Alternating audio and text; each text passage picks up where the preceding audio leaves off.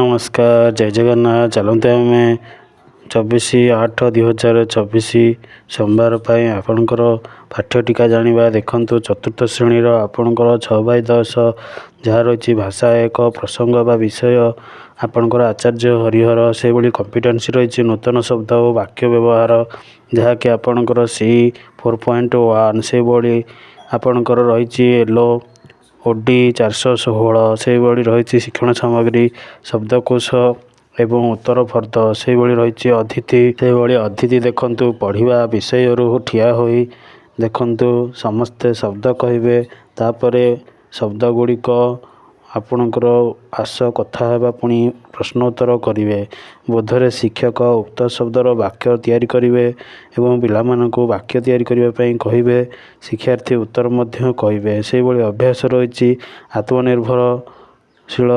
आत्मनिर्भर लगाई गोटे वाक्य लेख से भाई प्रश्न रही सत्यवादी जुगरे पंचसखा किए प्रयोग रही पंचसखा किए और से नाम लेख से भाई प्रसार रही शब्दार्थ खातार नूतन शब्द तालिका करी आण से भाई मंतव्य रही बहुश्रेणी और शब्दकोशर व्यवहार तापर देखते आपणकर पंचम श्रेणी प्रथम पीरियड रही आपणकर रही गणित जहाँकि पीरियड बंटन 3/10 विषय हूँ आपणकर गणित एवं प्रसंग हूँ पाख दूर पाठ 5 जो थे कॉम्पिटेंसी हूँ दूरतार दैर्घ्य मापिबा जहाँकि आपणकर कॉम्पिटेंसी 3.8 एवं येलो कोड हूँ आपणकर ओडी 511 जो देखु सामग्री रही टेप फिता एवं रोडोमीटर से भाई चित्र रोडोमीटर चित्र से भाई अतिथि देखु शिक्षक शिक्षार्थी को दूरता मापिबापी कौन व्यवहार करा जाए बोली प्रश्न पचारा अधिक मापी आम कौन व्यवहार करूँ से भाई बोध रही आस समाधान करवा पड़िया 100-200 मीटर केमिति मापिबा एवं मापी सारी किभली भाव में पादरे ताकू मापिबा केते पादरे केते मीटर हो देखा से भाई रही अभ्यास पड़ियार माप को पादरे मापी मध्य रख केते पाद है कहवा से भाई प्रयोग रही 1000 मीटर और ताठू अधिक आम के मापी पारिबा से भाई प्रसार रही 1 किलोमीटर केतोटी और केते थर दौड़ी आवश्यक तालिका कर देखु गोटे देती आम 1 किलोमीटर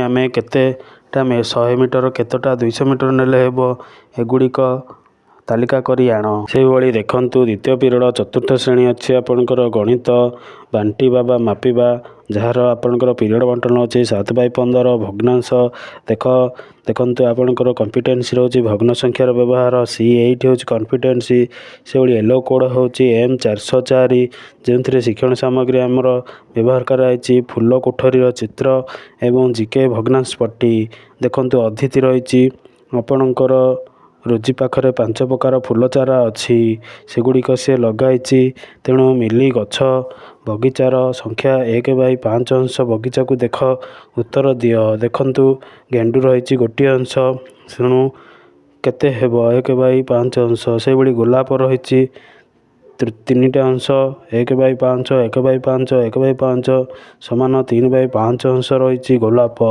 सेगुड़िक अभ्यास लिखे से भाई प्रयोग में संपूर्ण बगीचारे केते गछ अच्छी लेख से भाई प्रसार रही चित्रटी करी आनी बगीचार सप्तम अंशरू 3 अंश गेंडू अच्छी चित्र करी देखाओ बहुश्रेणी मंतव्य चित्रित भग्नांश मध्य देखाइबा बा नेबा तापर देखु आपणकर पंचम श्रेणी रही भाषा द्वितीय पीरियड 1/10 हूँ आपणकर पीरियड बंटन जो विषय रही प्रथम दलपति पद तुमको साजे यार आपणकर कॉम्पिटेंसी हूँ कविता पठन जहाँकि C2.1 हूँ कोड से भाई ओडी कोड हूँ आपणकर येलो कोड 500 ओडी 503 से भाई सामग्री हूँ पाठ्यपुस्तक पढ़ा गढ़ा बही एवं चित्रफर्द से भाई अतिथि रही शिक्षक पक्षी संबंध में सकारात्मक कार्य करेंगे और कविताटे बोलिए से भाई चित्रगुड़िक देखा बहिर चित्रगुड़िक कौन कौन अच्छी सेगुड़िक नाम कहे से भाई अभ्यास रही कविताटी 2टी पृष्ठा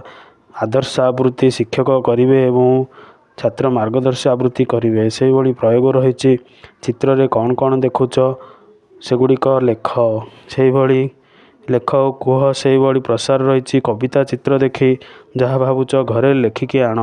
ସେହିଭଳି ରିମାର୍କସ୍ ରହିଛି ବହୁଶ୍ରେଣୀ ଦଳର ମୁଖ୍ୟକୁ କ'ଣ କୁହାଯାଏ?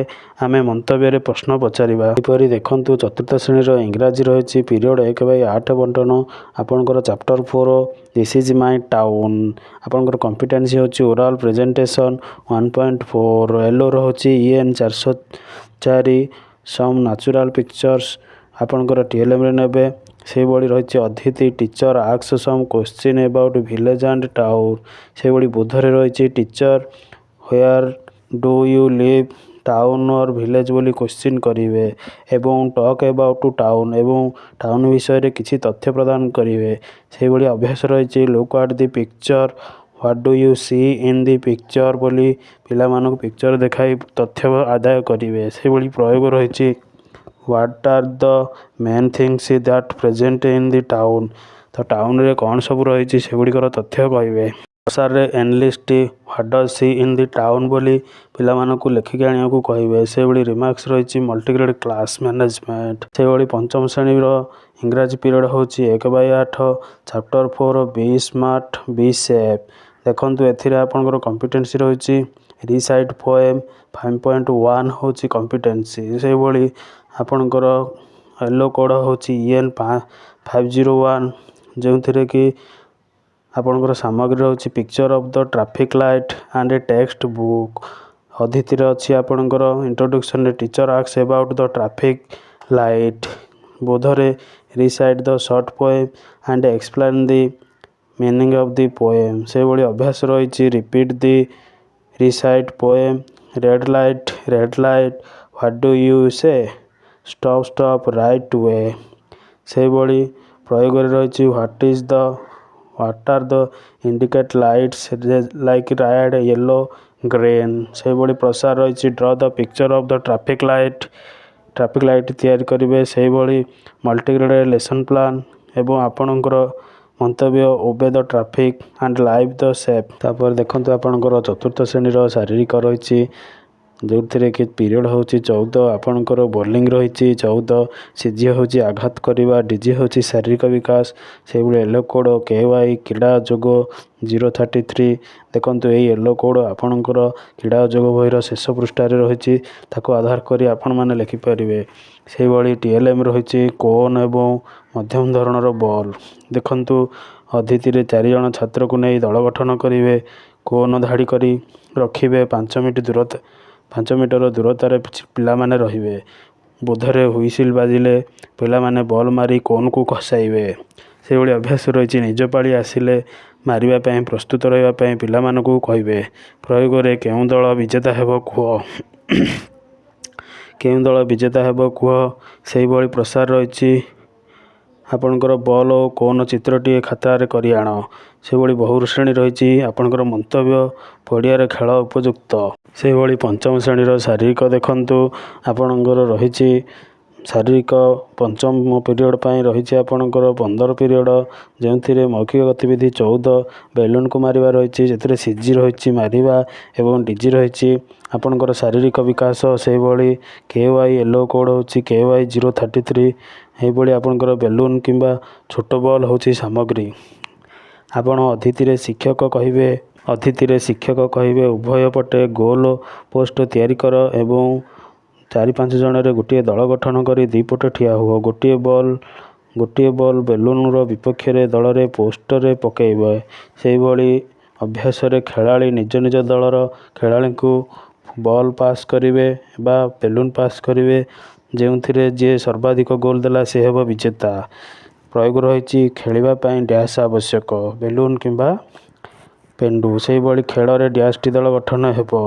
ସେହିଭଳି ଗାଁରେ ବା ଘରେ ସାଙ୍ଗ ସହ ଏହିପରି ଅଭ୍ୟାସ କରି ଆସ। ପ୍ରସାର ବହୁ ଶ୍ରେଣୀ ହେଉଛି ଅଭ୍ୟାସ ହିଁ ଦକ୍ଷତା। ସେହିଭଳି ଚତୁର୍ଥ ଶ୍ରେଣୀର ଦେଖନ୍ତୁ ପରିବେଶ ଯାହା ରହିଛି ପିରିୟଡ଼ ବଣ୍ଟନ 5/10 ପାଠ 4 ପ୍ରକୃତି ସହ ଯାତ୍ରା ଯେଉଁଥିରେ କମ୍ପିଟେନ୍ସି ହେଉଛି ଖାଦ୍ୟ ସଂରକ୍ଷଣ ଏବଂ ଆପଣଙ୍କର 6.2 ହେଉଛି ଦକ୍ଷତା।